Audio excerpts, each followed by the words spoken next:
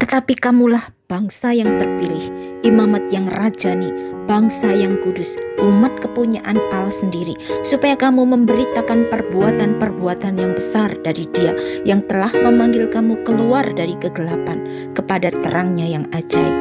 Tuhan Allah kita besar dan dahsyat, tidak terselidiki keputusan-keputusannya, dan sungguh tak terselami jalan-jalannya. Allah tahu siapa orang-orang kepunyaannya, dan Allah mengetahui siapa yang akan binasa, yaitu orang-orang yang namanya tidak tertulis di dalam kitab kehidupan. Berbahagialah orang yang telah Allah pilih dan yang Allah suruh untuk mendekat kepada Allah, karena adalah lebih baik bagi kita untuk menjadi miliknya Allah, untuk kita semakin hidup mendekat dan percaya kepada Allah saja, karena hanya Tuhan Allah saja yang sanggup untuk menolong dan menyelamatkan kita dari dosa, dari iblis dan dari maut. Karena sejak awal penciptaan manusia, Tuhan Allah selalu ada untuk menolong dan menyelamatkan umatnya.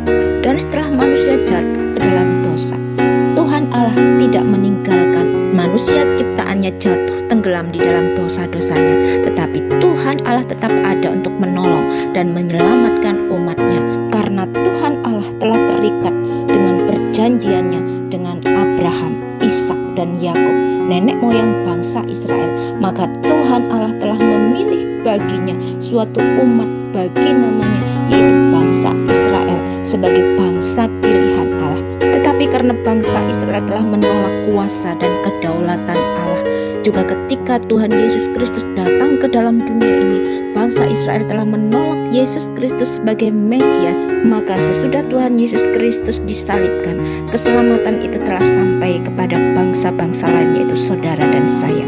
Simon telah menceritakan bahwa pada mulanya Allah menunjukkan rahmat-Nya dengan memilih bagi namanya suatu umat dari bangsa-bangsa lain. Kitalah bangsa yang terpilih.